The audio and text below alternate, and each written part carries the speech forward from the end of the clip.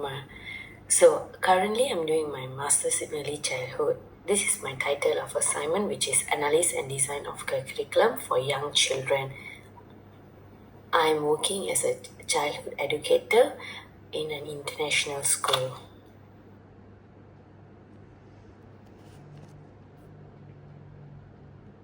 Firstly, as a preschool educator, I've agreed that preschool integrated curriculum has to have all three aspects, which is STEAM, finished pedagogy, and high scope approach, which it divides into more branches, which I really agreed with that, because it also prompts for the kids to gain their creative thinking, and the way they react is out of the box. So as you see in the circle, you can see STEAM, finished pedagogy, and high scope approach. As you see here, the preschool integrated curriculum, which we divided into STEAM, finished pedagogy, and high scope approach. The approach by the earlier in the circle, we have explained it. So as you see here, this is just the main point. And in other words, this actually gives the diversity for the kids to know in which scope and which integrated curriculum which we should use. This gives us a guideline. As an early childhood educator, I've agreed with the conceptual framework given by the author, which is Dr. Gurdip. I will just like to justify and highlight my opinions based on the pedagogy of approach, which are the STEAM and the finished pedagogy, and also the high scope. I believe in this way of integrated curriculum gives a lot benefit for each individual of their process of learning.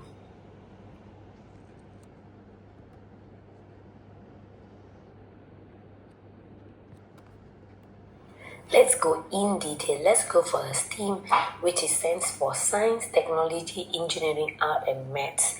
In an academic strategy, the 21st century to address the shortage of specialists in science technology. The inclusion of the art was intended to foster students' capacity for critical analysis, evaluation, and creative thought. Why? We have to generate their thinking out of the box.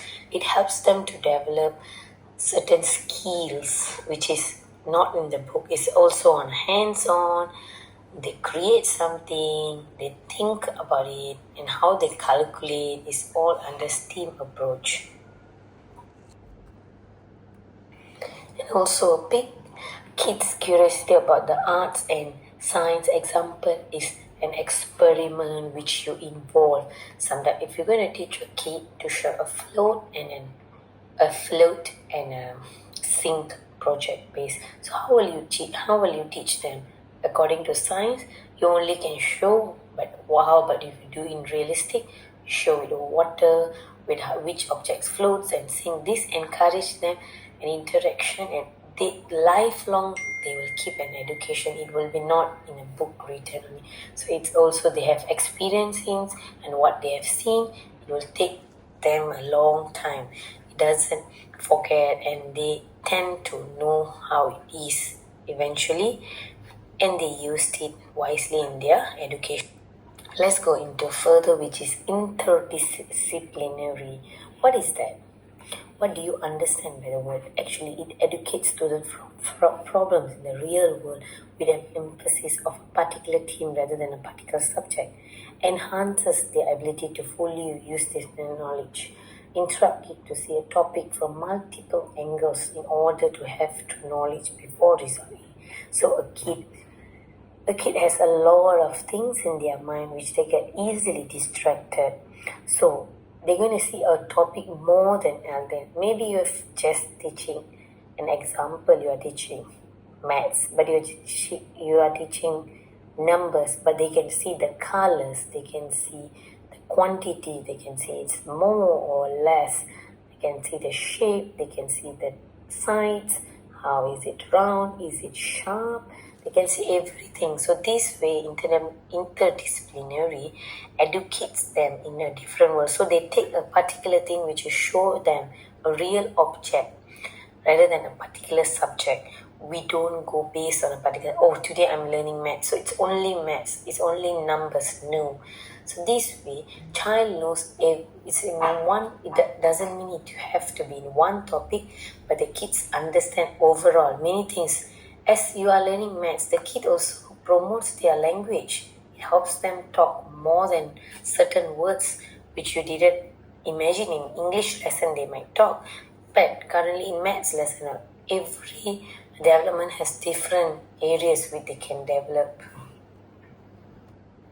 As you see, the thematic base is very important because it promotes the study of syllabus that are related either to single or idea before dividing into a small group of exploratory activities. The skills of the life the kids are using, they make concept between many sources and occurs various of problem solving techniques grows. Example, if you decided to do maybe washing, example of washing, so the whole washing machine, certain equipment, how the button works, how it spins, and everything you have already decorate, and a kitchen which you have all this. So the children explore, children thinks out of the box. Oh, this is my kitchen, so I'm going to act like a mom. So how will I do the stuff? How will I change? And what will I do? This creates and give you a variety of problem solving techniques. The child thinks and they solve themselves without the help. So they are using the thematic base by learning their environment indirectly. As you see, project based learning fosters the social, emotional, and cognitive development while also they remember teaching them life skill for the 21st century. Example of a project-based learning. If you want your kids to engage into hanging a clothes, example, you are teaching project-based. How do you? So what will you do? You give them a pick and they're going to press with their fingers, which also helps their finger motor skills, their gross motor skill if they're moving from one place to one place, and it's also useful for them when they next you'll be seeing finish pedagogy.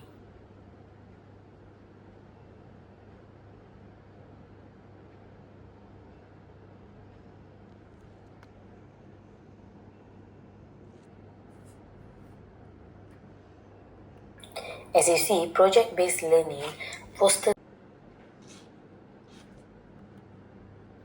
What is that?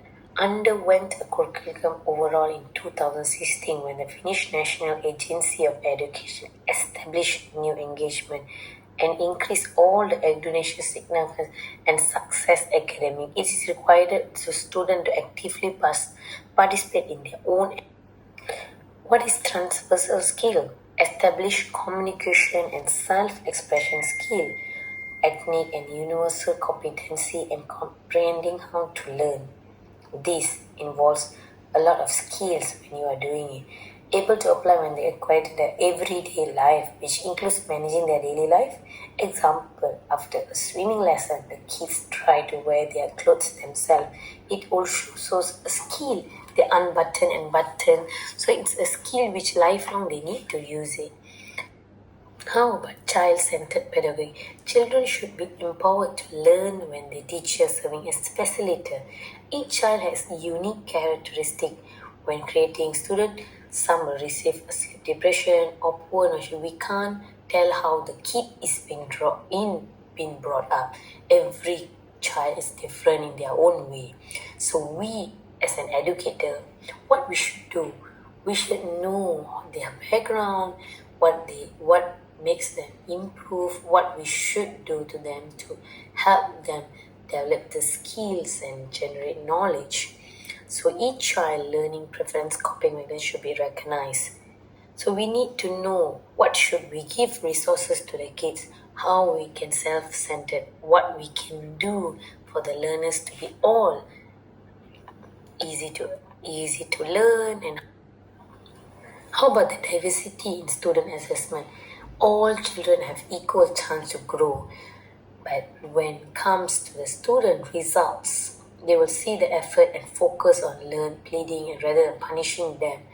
As an educator, we do not punish our kids for a certain level. We help them, we take them in another level with diversity. Maybe this child only can do in a certain numbers, but the same child will be more highly capable in arts. So what do? We can teach him maths in arts. How will you change it? Change the method of changing, not stick to the diversity in assessment. We have to see all sides of the kid. Next, we'll be going into high scope approach.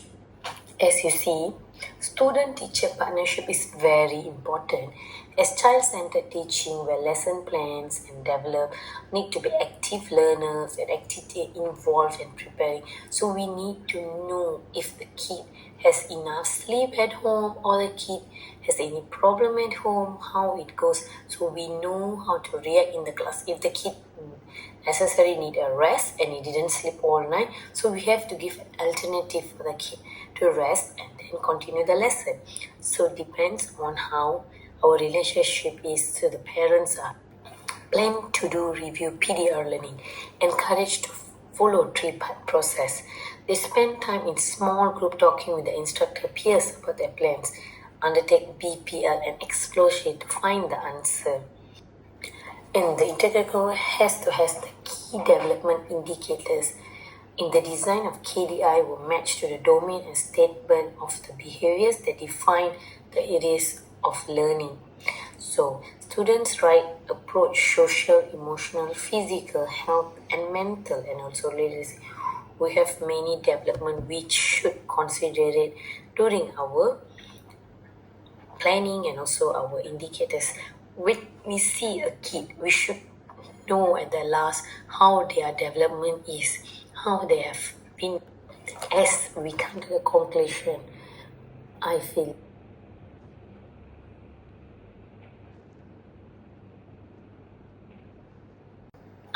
this integrated curriculum by Doctor provides a well-rounded and future-focused learning, which is everything for the kids. These frameworks empower teachers' innovative tool and strategy how to make a child increase their creativity and cognitive development in a different way. The STEAM approach encourages interdisciplinary teaching and foster their creativity thinking so that when they face a real world challenge, they know what to do. As you see, the high scope approach is really flexible to active learning and enabling educators to tailor lesson to their individual kids' approach, what methods we have to do. This actually will help holistic growth and prepare students for the demanding of changing world. The child will be adapting how's the era is going. It's very important. And the STEAM also cultivates problem solving, teamwork, and innovation. And it also helps how the child to react in a modern career.